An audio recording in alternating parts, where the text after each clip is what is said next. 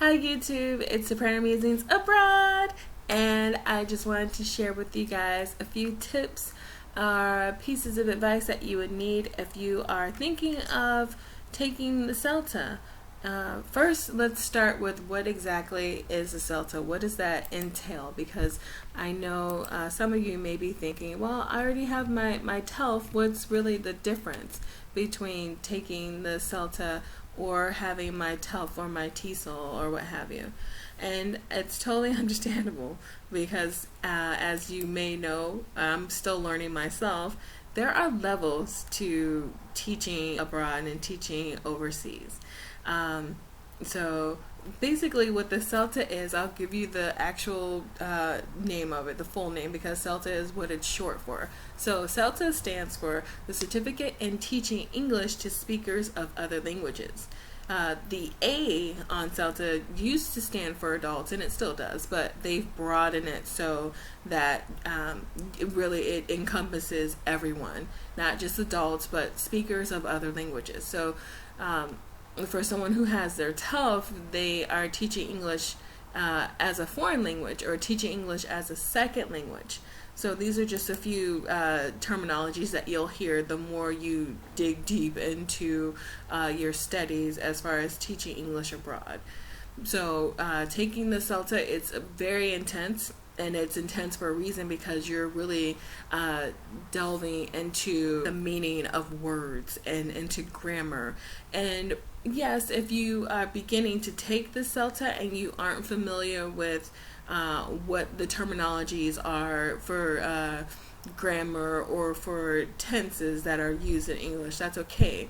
But it does help you along the way. So having said all that, I'm going to walk you through really quickly what the process is towards being accepted into a Celta course, whether it be online or in class.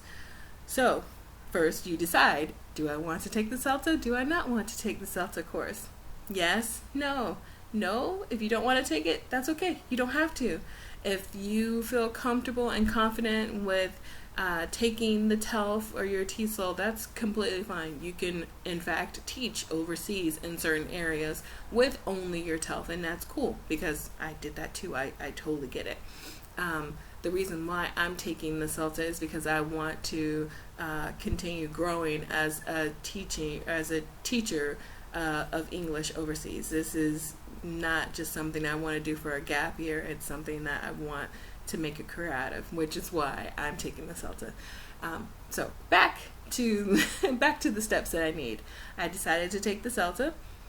I've looked online and I found a few places that I would like to take it in class.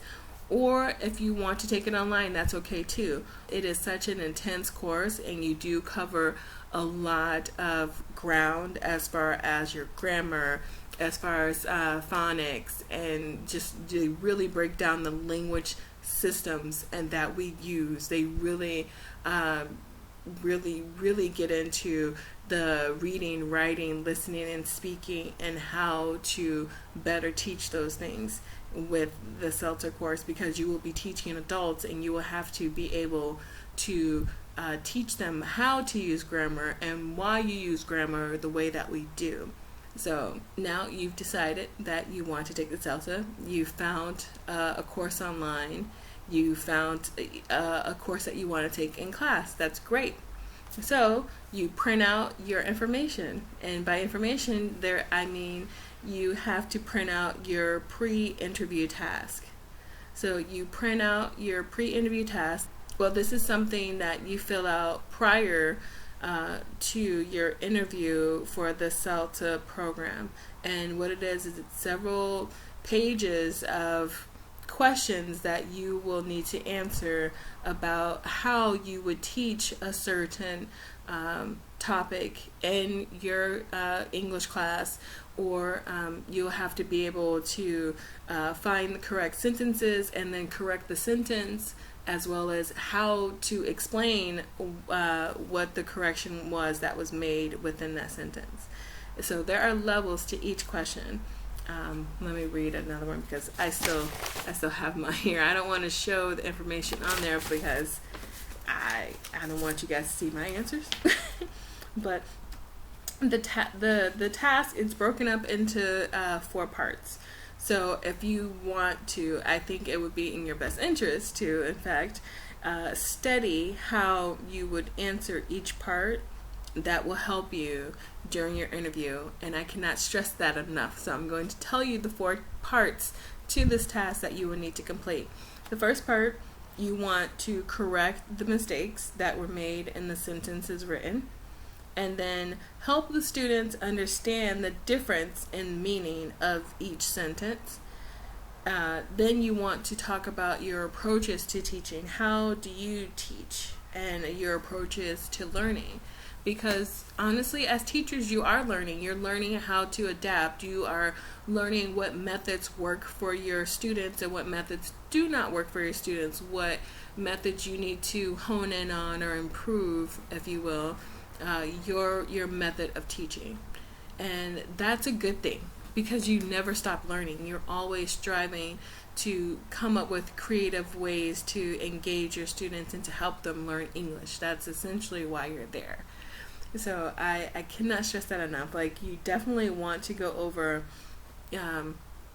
how to correct a mistake and how to help your students understand the difference in meaning. They don't necessarily need to know, okay, well, this is past tense and this is past continuous. But you do have to make sure that they understand the meaning, so that when they are talking to someone in English, they do not get confused with, oh, they were, they was, or we were going and have been, or she has had, or she just had, things like this.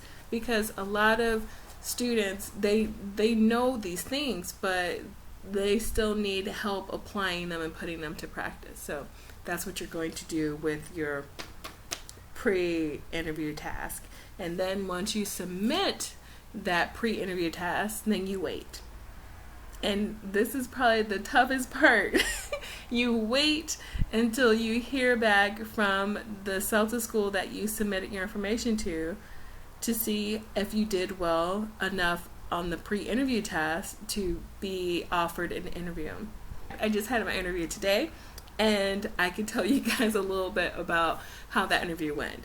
Remember what I just said a few moments ago about being able to spot your students' mistakes and then help them make that sentence better, or how to correct the sentence while explaining to the student the difference?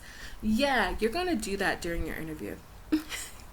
So you will need to know how to really explain it to a student that is completely new to English, how to make that distinction between, oh, they were driving, or she was driving, or they went versus she goes. Like, you will have to understand the entire context of a sentence and be able to break it down in however many parts that are needed, because they will ask you during your interview. And that's really the gist of it. Also, you will have a few questions. This is your time, so be comfortable, be confident in what you know, and go from there. Your interviewer will probably start off by, stating who they are, reminding you of the course and when it begins, and then they'll ask you, tell me a little bit about yourself. Why is it that you want to take this program? And you'll give them your answer, and then they will proceed to give you a light example about something related to the interview task that you filled out. And maybe you will talk a bit about that, and then also they may decide, okay, well, let's review your answers here for the pre-interview task. After my interview, the interviewer told me that they were happy with what I had presented them and how well the interview went, and so they offered me a spot for the next Celta class that I will be taking. I have 2 months to really refresh myself on the grammar terminologies that I didn't feel so confident in, and I am looking forward to that, as well as brushing myself up on a few Polish phrases and really learning how to pronounce the words. Like, I really need to work on my diction. Like, no joke, my diction as far as speaking in Polish I need help. So yeah, that's what I'm going to be doing for the next 2 months, is preparing for that, and I'm super excited. I just need to make my deposit. So that, oh yes, that is the last step. So after you have decided to apply for the Celta, and then you have decided on where you want to apply for the Celta, and you have printed out your pre-interview task for the Celta, and you have completed it and submitted it. Those are 5 whole steps, so stay with me. So then you will wait to hear how you did on the pre-interview task. And again, if you did well enough on the pre-interview task, you will receive an email that will offer you an interview time for the Celta course. And then once you've chosen your time and you begin your interview, again, you want to be calm, cool, collected, let the interviewer talk and answer. And you really, while you're talking to the interviewer, there are certain sections where they will go over grammar with you. They won't necessarily use the name, such as, oh, well, what tense is this, or what verb is that. They will really take a sentence and break it into sections, and then you have to look and analyze each part of that and ask questions. You will have a section where you are given to check for understanding, because if you have been teaching for a while now, you know that if you ask a student, do you understand? Yes. And that's not always the case. So with during your interview, you will have a portion of that time where you will speak with the interviewer, and you will both work towards really breaking down a sentence and putting it in order and seeing what you can do with it, and asking concept questions to make sure that, you know, students understand what the sentence is that they are reading. So that part, I'm not gonna lie, that was the challenging part for me. But I found it the most interesting, because as an English speaker, I've acquired this language, so I don't think about that. I don't think about that part. But with my studies in Korean, I have finally started to see the difference when you speak and then what you see in the text.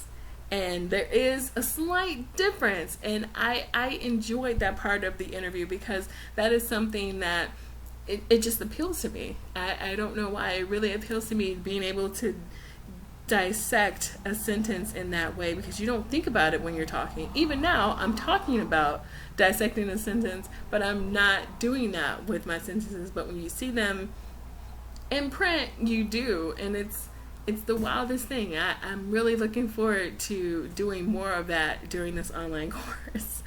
So yeah. So once you've done those 5 steps and you have received your email offering you an interview, and you have scheduled your interview time and you meet with your interviewer, you will find out right after your interview whether or not you did well enough to be offered a seat or a spot within the Celta course that you want to take. And I hope that this video has helped you decide whether or not you want to take the Celta course, or whether or not you need to refresh on a few things. And if you have any questions about the Celta, any further questions, please let me know. I will go ahead and post the link down below to help you get started with getting more information about the Celta and where you can take it. And I look forward to chatting with you guys again soon. So as always, be inspired, stay inspiring, and I will see you in my next video. Annyeong!